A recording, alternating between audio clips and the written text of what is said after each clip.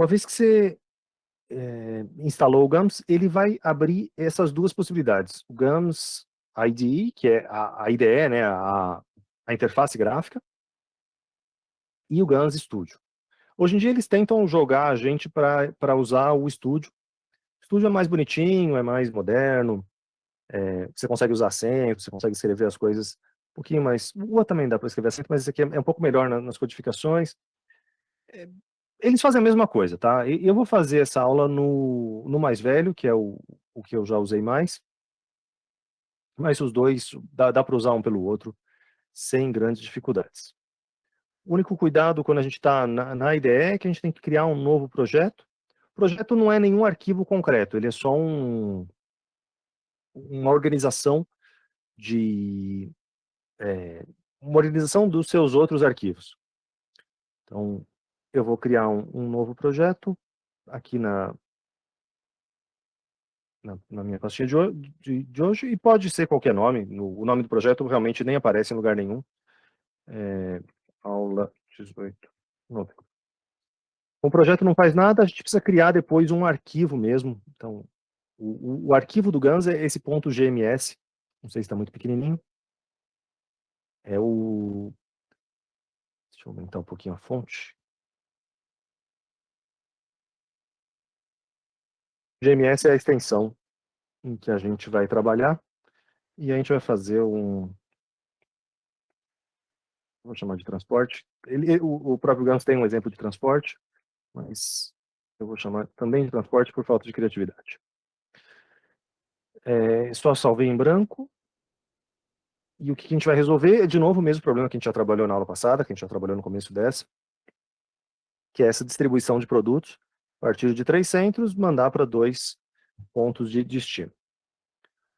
O próprio, se vocês entrarem pelo estúdio, na página de boas-vindas, ele tem um exemplo de transporte, que é um exemplo clássico do Dantzig, que é o cara que criou o primeiro algoritmo de programação linear.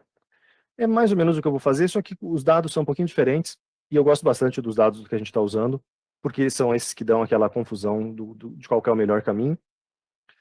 Mas em termos de estrutura matemática, esse exemplo esse transport é o mesmo problema que a gente vai resolver.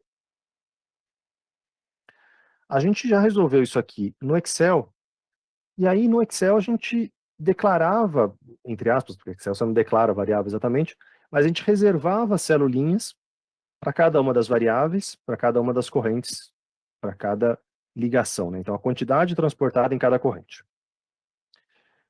E aí eu comentei com vocês que a gente pode representar o problema desse jeito, em que a gente fala todas as variáveis, ou o jeito mais preguiçoso, que é a gente falar por meio de conjuntos. Então, dizer que tem um conjunto de armazéns e um conjunto de mercados, e aí escrever as restrições, escrever os parâmetros, dessa forma mais genérica, deixando com que o GAMS faça a repetição, ao invés da gente ter que criar na mão todas as restrições, todas as variáveis. Essa é a principal vantagem de usar o GAMS, e quando eu fizer depois os exercícios no Pyomo, vocês vão ver também que o Pyomo segue exatamente essa mesma lógica, como muitos outros daqueles também que eu citei anteriormente, o Ample também faz exatamente do mesmo jeito. Essa questão de trabalhar com conjuntos não é muito intuitivo no começo, mas poupa um tempo enorme. Bom, a gente tem 2 tipos de conjunto nessa situação. A gente tem um conjunto dos armazéns e a gente tem um conjunto dos mercados. E aí a gente cria isso aqui no GAMS com a palavra-chave set, então o conjunto A dos armazéns. E aqui a gente já percebe que essas 3 cores, elas querem dizer alguma coisa. Esse azul escuro da primeira é uma palavra reservada, é uma palavra própria da linguagem do GAMS, então é uma palavra que tem que ser set, podia ser sets no plural, tanto faz, com S ou sem S ele interpreta exatamente da mesma forma, mas se eu fosse criar 2 conjuntos ao mesmo tempo, eu poderia colocar sets só para organizar. Pode desrespeitar a concordância, também não tem problema. A segunda parte, a parte que está em preto, esse é o nome do conjunto. Então, eu estou chamando o meu conjunto de A, Eu vou ter um conjunto que é Azinho e um conjunto que é Mzinho. E a última palavra é uma descrição. Então, o tipo da coisa, a coisa e a descrição. Se eu der um Enter e continuar escrevendo 7A, 7 M, M mercados, também vocês vão perceber que segue o mesmo padrão. E a gente pode colocar ponto e vírgula, pode não colocar ponto e vírgula. O Gans é meio liberal com isso de aonde que você precisa realmente colocar os ponto e vírgula. Ele interpreta muita coisa. Você consegue dar mais espaço, menos espaço. É bem... Comparado com linguagem C, por exemplo, quem já programou em linguagem C sabe como você tem que respeitar absolutamente tudo da sintaxe. Em Gams você consegue... Existem múltiplas formas de escrever as mesmas coisas.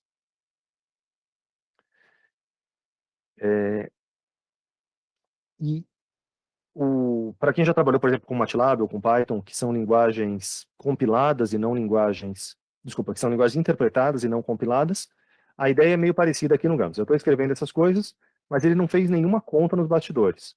Ele só vai fazer as contas na hora que eu clicar aqui nesse botãozinho, ou que eu der um F9, que eu mandar ele realmente rodar, é que ele vai começar a pensar. Por enquanto, eu estou só criando elementos. E eu também não criei direito. Eu disse que existe um A de armazéns, eu disse que existe um M de mercados, mas para criar de verdade, eu preciso colocar entre A2, A3, entre barras, barra deitadinha para o lado de lá. E eu estava falando para vocês que a gente não se preocupa muito com os pontos e vírgulas, porque a gente usa o código de cores dele para saber se você fez alguma besteira. Pelo menos eu uso, não sei se esse é o jeito que quem desenvolveu talvez pense, mas eu sempre faço alguma besteira dessa de colocar um ponto e vírgula onde eu não devo, e aí eu sei as cores que tem que ficar. Eu sei que o dentro do conjunto tem que ficar em verde. E como está em preto aqui, quer dizer que eu coloquei o meu ponto e vírgula errado. Então, na verdade, o ponto e vírgula era aqui. É assim que é o meu jeito de programar. Não é um jeito inteligente, mas é o meu jeito.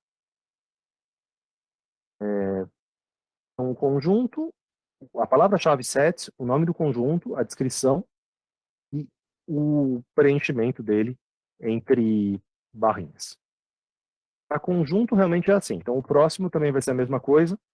Existe também essa sintaxe assim, M1, estrelinha, M2, que faz muito mais sentido quando é, por exemplo, M1, estrelinha, 10. Seria 1, 2, 3, até o 10. Seria tipo 2 pontos do MATLAB. É algo parecido com isso. É do 1 até o 10. No caso, é do 1 até o 2, é bem bobo, né? Eu podia fazer esse aqui, seria menos bobo, A1 até A3. Esse aqui, M1, M2. Seria um pouco mais preguiçoso, um pouco mais bonitinho. Conjuntos são isso.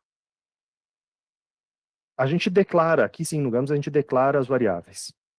E aí a gente declara o tipo delas. A gente pode criar uma variável, mas ela é uma variável o quê? Essa quantidade transportada, ela é uma variável positiva. Eu sei que ela tem que ser maior ou igual a zero.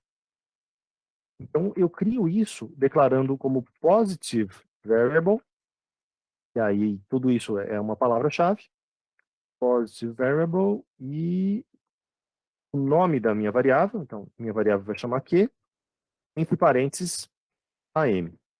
E aí a quantidade transportada de A até M. E aqui eu vou colocar o ponto e vírgula porque eu só preciso dizer que existe uma variável que depende, que o A pode ser qualquer um dos três, o M pode ser qualquer um dos dois, mas os valores que vão estar lá dentro vão ser escolhidos pela otimização. Então, quando a gente cria uma variável, a gente só fala isso, existe uma variável positiva. E aí, ao invés de positivo, existe também, claro, o negativo, existe o binário, existem alguns outros tipos de variáveis. A gente tem uma variável positiva. Outro tipo de variável que a gente tem que usar é em relação à nossa função objetivo. A gente quer minimizar o custo nesse problema, então esse C, esse custo, é uma outra variável.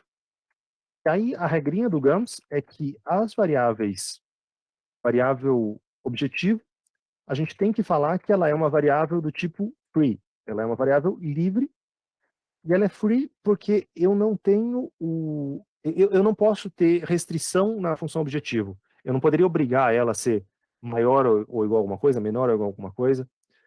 Aqui eu crio ela realmente como livre, mas depois eu vou ter que falar quanto que ela vale. Se você esquecer disso, ele vai te dar um erro, falar a sua função objetivo tem que ser escrita com uma variável free, e corrija, por favor. E a segunda coisa é que a função objetivo, a variável da função objetivo, ou objetivo, melhor dizendo, ele tem que ser um único número, tem que ser um escalar. Então não pode ser um custo para cada armazém, um custo para cada período, tem que ser um valor só total. Então esse aqui é o meu custo de frete total. Bueno, essas são as minhas duas variáveis. Até aqui está parecido mais ou menos com o que a gente já viu no Solver, né? A gente cria variáveis, em algum momento a gente vai declarar equações, a gente vai ter que escrever as equações, mas tem uma diferença, tem uma coisa que a gente tem que fazer explicitamente no GAMS e que a gente fez mais ou menos explícito em alguns casos, é a questão de lidar com os parâmetros. O que a gente tem de parâmetro nesse caso? A gente tem um custo de frete, que é um parâmetro que depende da origem e do destino, do A e do M. A gente tem as capacidades de expedição de cada armazém. A gente tem as demandas. Tudo isso são parâmetros. E a gente também pode criar os parâmetros se beneficiando dos conjuntos. Então, ao invés de criar um parâmetro para o 2, um parâmetro para o 11, um parâmetro para o 12, outro parâmetro para o 24, a gente vai criar um único parâmetro chamado de frete, que depende de A até M. Esse aqui é o custo de frete para custo de frete entre A e M, e eu vou colocar em reais por tonelada. Percebe que na hora que eu coloquei o barra do tonelada para dizer que era por tonelada, a cor de tudo aqui mudou, como se tivesse, se isso aqui fosse um conjunto, né? Tá com o mesmo verdinho que está aqui. Tem algum jeito da gente se livrar disso. Eu podia escrever reais por tonelada e tudo ia ficar bem, se eu só trocasse a barra por um por. Se você absolutamente quiser escrever a barra, é só a gente colocar os nossos comentários entre aspas. E aí o comentário fica... Ele entende que tudo isso aqui é uma string, tudo isso aqui é um texto. E aí tudo funciona. Tá. Só que o frete eu preciso colocar os valores. Eu preciso falar explicitamente quanto que é o frete saindo do A1 e indo até o M1. Esse frete vale alguma coisa.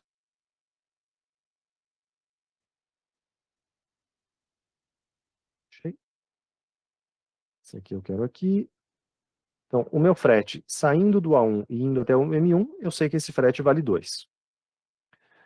Aqui é um pouquinho diferente da aspas dupla que eu tinha colocado. A aspas dupla é para colocar um comentário, onde você está falando qual é o elemento específico do conjunto, é aspas simples, e aí ele tem uma outra cor, né? Ele tem esse vermelhinho, que é para dizer esse elemento de um conjunto. Então, quando a gente vai se habituando com a linguagem, a gente vai acompanhando essas cores para ver se está tudo bem. O A1 para mandar para o M2 tem um custo de 11. O M2 tem um custo de 11. E aí eu vou copiar e colar isso aqui para os próximos. Então, o A2 ele tem um custo de 12 ou de 24. E o A3 tem um custo de 13 ou 18.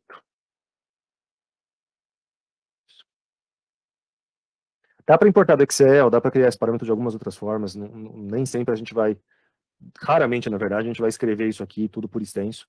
Esse é só o jeito mais simples, mas não é o melhor. Beleza, o frete é esse. E eu tenho outros parâmetros, né? Eu tenho um parâmetro, só para mostrar aquela coisa do plural que eu falei para vocês, eu posso declarar dois parâmetros de uma vez. Então eu posso declarar como demanda, cada mercado vai ter a sua demanda, cada armazém vai ter a sua capacidade. Eu não gosto de fazer isso porque na hora que você vai colocar o comentário, você coloca o quê? Demanda e capacidade. É um comentário que não apesar de, nesse caso, os nomes das variáveis serem menos descritivos, eu prefiro fazer um de cada vez. E também, só para ilustrar que isso aqui não precisaria ser, se eu escrever parameter e não parameters, também nada muda. Demanda do mercado 1 é igual, o mercado 1 tem uma demanda exatamente igual a 40, demanda do mercado 2 é igual a 60, e aí capacidade de A1 é 40. Aqui é realmente igual, porque é o valor da capacidade. Esse 40 é esse número 40, não é o quanto que eu estou realmente mandando a cada vez. Depois que a gente vai escrever a restrição, a parte do menor ou igual. A 2 a capacidade também é 40, e do terceiro a capacidade é 20. Dá para trocar a ordem, realmente, como eu vinha falando, não tem muitas preocupações em questão de espaço, de ponto e vírgula, a gente pode fazer qualquer coisa. Para as equações, a gente tem algumas regrinhas que são um pouco mais delicadas. Para declarar as equações, a gente tem duas partes.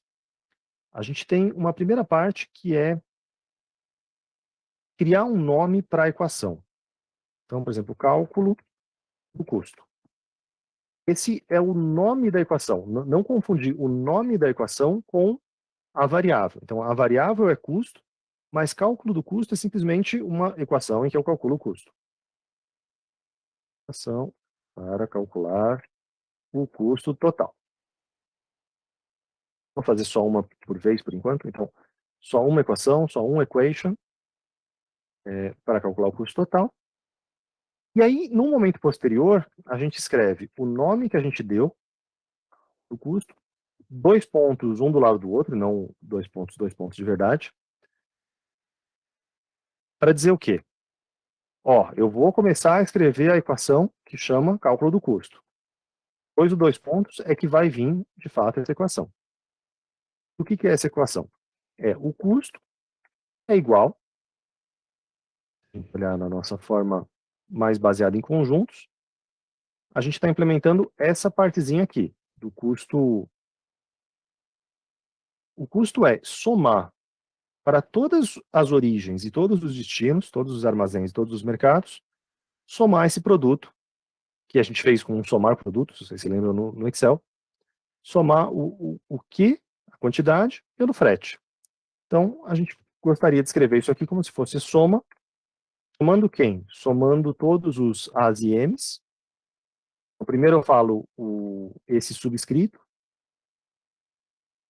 e aí eu tenho que colocar uma vírgula para dizer quem que de fato está sendo somado. Essa primeira parte é quais são os índices que estão variando, e depois quem de fato está sendo somado. Quem de fato está sendo somado é a quantidade AM multiplicada pelo frete, que também varia nesse caso com todas as origens e destinos. Vou fechar um parênteses aqui, e o GAMS com a tecla F8 permite que você confira os parênteses. Então, meu cursor está andando aqui conforme eu dou um F8, só para eu conferir se eu fechei tudo. É um atalho de teclado bem útil.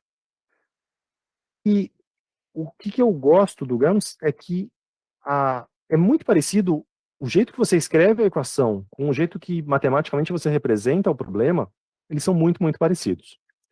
Tem uma diferença que, na verdade, o igual a gente escreve como igual e igual, que torna as coisas não tão parecidas assim. Mas, o grosso modo das coisas, o jeito de escrever, principalmente as somas, é bem, bem intuitivo.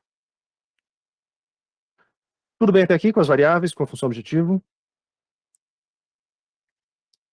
Sim. Maravilha. As restrições, as outras restrições, elas têm um pontinho um pouquinho maior de delicadeza. Por exemplo, essa aqui da demanda. A demanda depende só de um mercado, né? Então, cada destino vai ter a sua quantidade que tem que ser atendida, e eu tenho que somar para todo mundo que está mandando para ele. Olhar na versão concreta era, por exemplo, fixado o M1, eu vou somar todos os armazéns possíveis, e isso tem que dar os 40 que o M1 estava pedindo. E aí essa mesma restrição é repetida para o outro mercado. Então, quando eu tenho restrições que se repetem, eu posso declarar isso como um... Vou mudar isso aqui para equations, que eu me sinto mais... É o jeito que eu costumo fazer. Então, aqui eu estou dando um enter, eu posso escrever as coisas em linhas diferentes, e aí eu tenho uma restrição que eu não posso chamar de demanda, porque demanda é o meu parâmetro, mas eu posso chamar, por exemplo, de atende demanda. E atende demanda de cada mercado. E aí eu vou ter que chamar isso aqui de restrição de atendimento de demanda do mercado M. E o que esse Mzinho está dizendo é que o Gamos vai repetir automaticamente essa restrição para cada um dos mercados. Eu só vou escrever ela uma vez e ele vai interpretar isso 2 vezes. Então eu escrevo isso como atende demanda para um mercado M genérico, 2 pontinhos, então sempre a parte do nome, e aí sim eu posso começar, depois dos 2 pontos, eu posso começar a escrever a restrição, que é isso, somar entre todas as origens a quantidade que elas estão mandando. Eu estou somando em uma variável só, por isso que eu não preciso ter esses parênteses que estavam aqui. Poderia ter, seria redundante, mas eu poderia ter escrito também dessa forma, é só porque não precisa. Então eu vou somar tudo que está entrando num certo mercado, de todas as origens possíveis, e isso tem que ser exatamente igual à demanda desse mercado M. E quando eu deixo esse M livre, esse M que vai ter um loop aqui acontecendo por trás dos panos no GAMS, é o equivalente de quando a gente escreve que a restrição tem que ser feita para qualquer M, para qualquer mercado. Ele internamente vai conseguir fazer esse loop. Se não fosse para todos os mercados, também dá para restringir. Você consegue escrever todos os mercados, exceto alguns. Também dá para fazer com um pouquinho mais de trabalho, dá para fazer desse jeito. E eu tenho uma última restrição de limite de expedição para cada armazém. Limite máximo. E vale as regras que valem para qualquer linguagem. Então não coloque acentos, não coloque espaços, evite caracteres estranhos nos nomes das suas variáveis e afins. É sempre a melhor prática. Na descrição você pode colocar isso sem riscos. E aí o limite de expedição é ao contrário, né? Então o limite de expedição de cada armazém. Eu vou ter que somar entre todos os mercados, né? Todos os destinos. Ela também é diferente porque é menor ou igual à capacidade máxima. E aí o menor ou igual a gente representa com um L. Quer dizer que existem, então, 3 opções. Existe a igualdade, existe o menor ou igual, e existe o maior ou igual. São esses os 3 símbolos que a gente usa para indicar se é que tipo de restrição que a gente tem. Para fazer um comentário, a gente coloca o asterisco. E, de novo, a gente pode se basear pelas cores, né? Você percebe que está um pouquinho mais cinza, um pouquinho mais claro. É um sinal de que essa linha aqui não está fazendo nada. Então, com asterisco, é apenas um comentário. E a soma de todas as capacidades que está mandando tem que ser menor ou igual à capacidade. A soma das quantidades tem que ser menor ou igual à capacidade daquele armazém. Bom. A gente precisa agora juntar. A gente tem que criar o que ele chama de modelo. E o modelo pode ter qualquer nome. Em geral, você também vai querer dar um nome mais intuitivo. Vamos chamar de cadeia. Vamos chamar de cadeia pode ter outros sentidos, né? Então vamos chamar de supply chain para ser menos ambíguo. E a gente tem que falar quem que está dentro desse modelo. E quem que está dentro quer dizer quais são as equações que estão dentro desse modelo. E existe a palavra-chave all. Quando você tem todas as equações, você pode simplesmente fazer dessa forma. Quando acontece muito, por exemplo, vai primeiro rodar os balanços de massa e depois vai rodar os balanços de energia. Você quer ter modelos diferentes, modelos que um tem mais equações que os outros, Então a gente também poderia fazer desse jeito de colocar explicitamente o nome de cada uma das restrições. Vou deixar aqui como um comentário só para vocês lembrarem que isso é possível. Criei então um modelo que tem todas as equações, e aí eu vou mandar resolver de verdade. Então eu vou resolver o solve, supply chain, solve é uma palavra-chave, nome do modelo. Usando LP. Usando LP porque eu tenho que dizer qual é o tipo de solver que ele vai chamar por trás dos panos, e o meu modelo aqui é um modelo do tipo linear. Se você errar nessa parte, ele vai te dar um erro. Ou ele vai usar um solver que não faz muito sentido, ou ele vai falar esse solver não pode ser usado para esse problema. Em todo caso, você vai ter que corrigir para um lado ou para o outro. Então eu quero resolver esse modelo, que é desse tipo. E qual é o meu objetivo? Eu quero minimizar, minimizing custo. Coisas que estão... Eu ia falar as coisas que estão em inglês, mas o nome do meu modelo está em inglês também. Então, o using, o LP e o minimizing são palavras-chave. E aí esse custo é para substituir o nosso nome da variável de fato. Pronto, é isso. A gente então pode agora rodar o nosso modelo, só tendo a visão geral do que a gente fez. A gente criou conjuntos, a gente criou parâmetros baseados nesses conjuntos, variáveis também baseadas nesses conjuntos, equações que podem ser equações escalares, só uma vez, ou equações que se repetem, e aí eu vou mandar resolver tudo de uma vez. A gente clica lá, ele resolveu em 0.08, porque esse problema aqui é absolutamente trivial. E o nosso log pode dar mais informações de qual foi o solver que foi usado. Então aqui ele usou o Ciplex, por default é esse o solver que ele usa, mas eu poderia trocar de solver, mesmo na versão demo. Eu acho que aqui eu estou rodando, não, aqui eu estou rodando com a minha licença mesmo, mas mesmo na versão demo você consegue rodar com, trocar de solver e fazer alguns testes. E aí ele gera esse arquivo LST. Essa é uma das diferenças de quando a gente roda pelo estúdio. Eu escrevi isso no texto para vocês em relação ao estúdio. No estúdio você tem que vir aqui e abrir meio explicitamente, quero abrir, quero escolher todos os arquivos, e eu quero ver o arquivo LST, enquanto que na versão antiga ele já abria o LST automaticamente.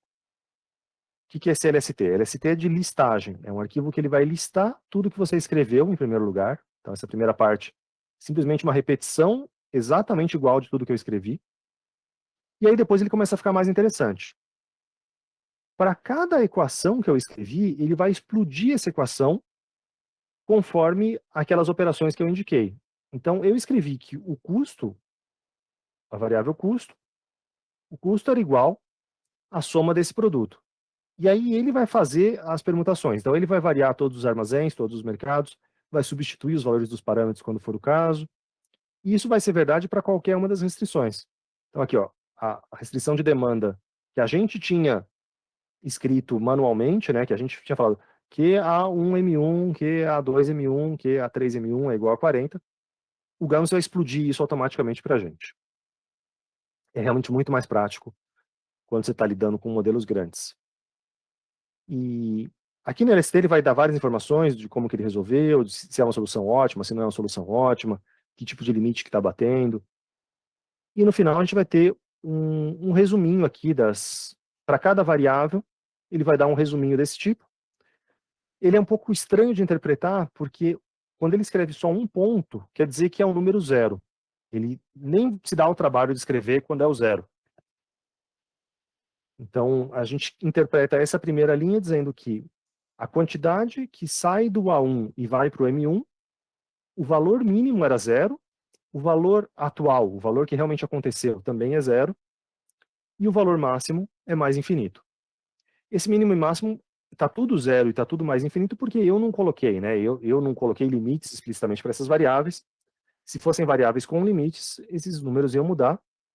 E se a gente olhar o nosso custo, que é aquela variável livre, o mínimo é menos infinito, o máximo é mais infinito, ela pode valer absolutamente qualquer coisa. Essa coluninha do marginal a gente vai deixar para depois, na semana que vem eu vou gravar um pouco de material falando dessa questão de como interpretar essa última coluna e o que isso tem a ver. Por enquanto, o que interessa mais é o L, é o level, e aqui a gente tem o valor real das variáveis, que foi, então, aquele arranjo que a gente já fez, né? Os armazéns 1 e 3 são os que mandam para o M2. Esse jeito não é muito claro de ver, dá para exportar para o Excel também, dá para ver o resultado de outras maneiras.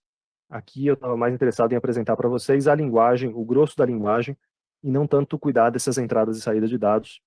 Isso depois vocês podem estudar com mais calma, se for do interesse e da necessidade. Beleza? Em relação à escrita do modelo com o GAMS?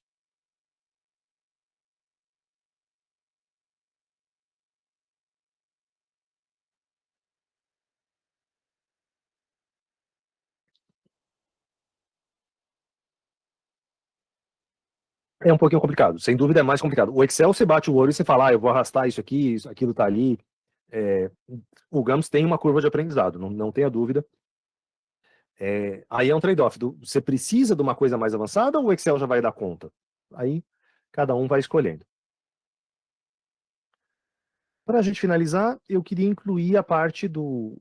Eu queria modificar agora para o nosso segundo exercício, então eu vou salvar esse meu GMS com...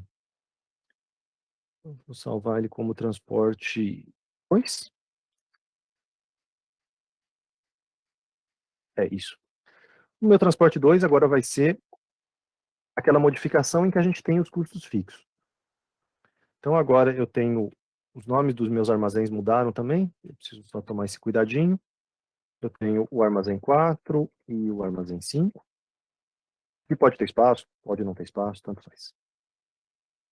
Armazém 4 e armazém 5 tem os seus valores de frete. Não tenho mais o armazém 3. O 4 é 3 ou 11, o 5 é 7 ou 9. Isso aqui é só perfumaria, é só burocracia para colocar algum valor. Não tem nada muito interessante. Eu tenho também um parâmetro de custo fixo. Cada armazém a ser aberto tem um custo fixo. Custo para abertura do armazém.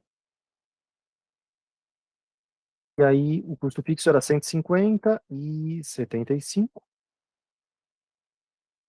Fixo do... Aí não é do A. Quando eu escrevo só Azinho, são todos os As.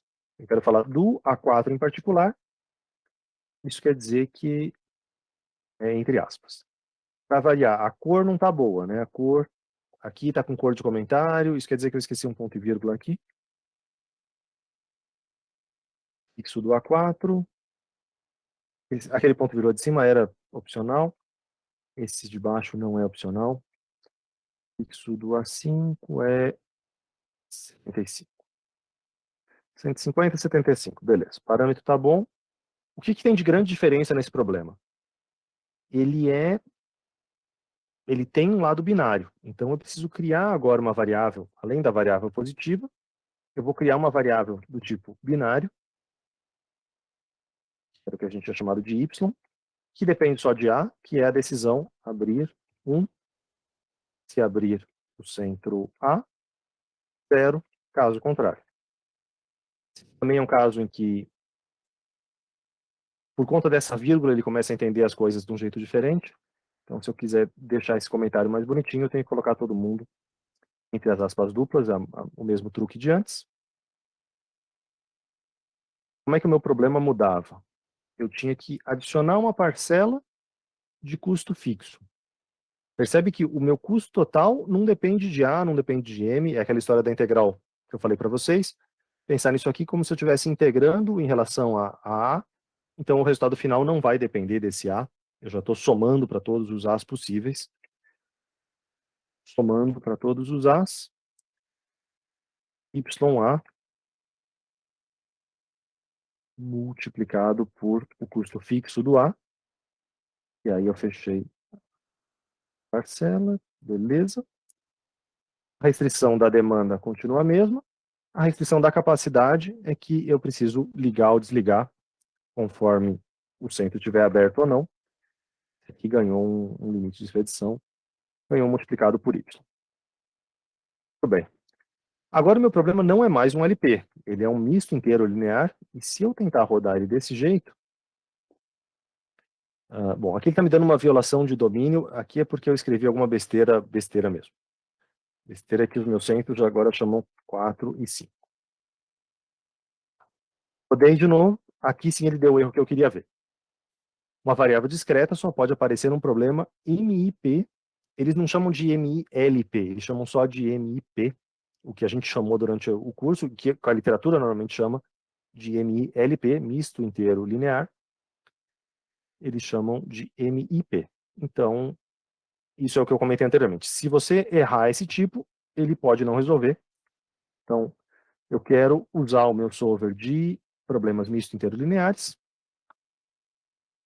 e aí sim tudo vai funcionar do mesmo jeito. Também resolve instantâneo, que é um problema minúsculo, e também a questão do arquivo de listagem segue da mesma maneira.